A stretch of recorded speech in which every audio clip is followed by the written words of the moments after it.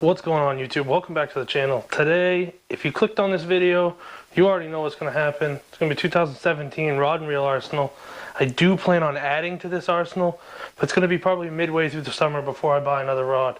So what we're going to do is we're going to hop right into it, and I have a little update for you guys at the end of this video, so stay tuned for that.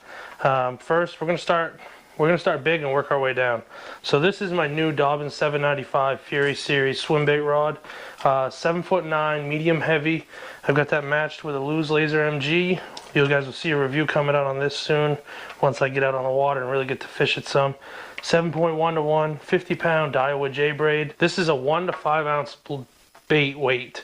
So it handles a lot, and it's a medium heavy, which means that this rod is going to load up a ton. So it's going to be great for treble hook baits, small swim baits, or Huddlestons, triple trout, stuff like that, S-wavers, glide baits in general.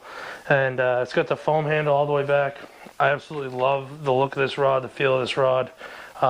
It's got a ton of guides, which is going to be awesome too. It's got three more guides than my 7'4" St.Croix that's coming up. So right now I got an S-waver tied onto this. This will be throwing some glide baits and some swim baits first thing this year. You guys will see a lot out of this rod this year. So next, we're moving into my Topwater and jig rod. Now this is the BassX 7'4" heavy, made by St.Croix. This rod is literally like weightless.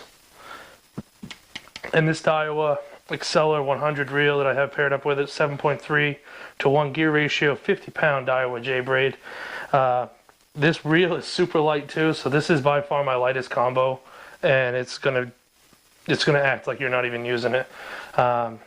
Really stout design, ton of backbone, not a lot of tip. It's gonna be good for jigs, top water baits, pompadours, whopper ploppers. Heavy Texas rigs. This would be a flipping rod for sure, and I'm really looking forward to using it. I love these handles, this split cork. This cork feels so nice in your hands. I'm really looking forward to throwing that. So you guys will also see a review on this Daiwa and this rod coming out here once I get out on the water and get some testing done with them. So next, probably the most seen rod on my channel. This is my Lews CarbonBlue Speed Spool Speed Stick. It's a Lews IM6 rod. It's 6'10", medium heavy. It has a ton of tip. I mean, half this rod loads up when you really hook into a fish. Not a ton of backbone for a medium heavy. I would consider this a medium rod more than a medium heavy, but it still does a great job.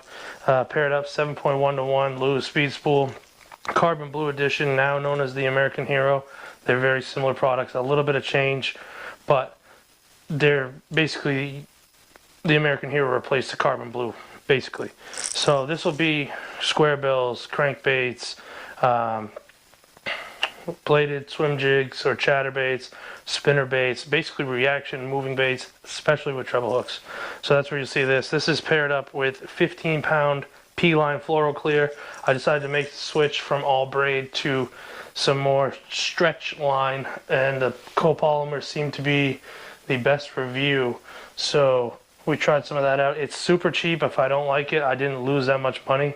I spooled up both this Blackmax and that speed spool for $8, so it's very affordable. Moving off from that, we have our Blackmax Vengeance combo. This Garcia Vengeance rod, 6'9", medium heavy. A lot more backbone than that Lews CarbonBlue, but nowhere near as much tip. This is going to be basically for jig style baits. I've got a swim jig tied on it right now. Honestly, this is probably going to be just swim jigs and maybe lightweight Texas rigs, such as anything from a ½ ounce down. I'll be throwing on this Blackmax reel, Gen 2, 6.4 to 1 gear ratio, 15-pound P-line fluoro clear copolymer. Oh, what do we got? This rod, I didn't use this rod at all last year, not once. It's still got the same line, it needs to be changed. This is the same finesse hook from 2 years ago. Same shaky head, same worm. And this rod and reel combo is super cheap. If you like bait casting and you don't want to spend a ton on a spinning rod, you just want one that if you need to throw a shaky head, you can throw it. Go check this out. You can find this on Amazon. I believe I paid $25 for the combo rod and reel.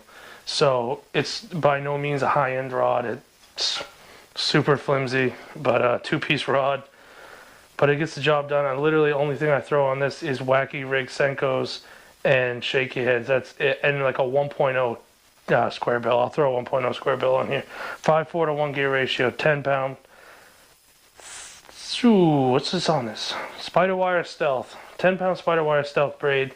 It's been a while since I spooled this thing up. So that's my rods, that's my reels. I plan on getting a Dobyns Fury 806 probably midway through the summer, so I can start throwing some of those big 8-10 inch baits. So that's my rod and reel arsenal. I hope you guys enjoyed. If you're still watching at this point in the video, you're probably wondering what that update was for the channel. So this is the last video you guys will be seeing in this apartment. I'm moving next weekend. So today you guys are going to be watching this video. It's going to be February 21st. I'm moving on the 25th. The 28th, I might not have a video out. I'm not entirely sure yet if I'll get to it. I have a ton of stuff to move, a ton of stuff to pack.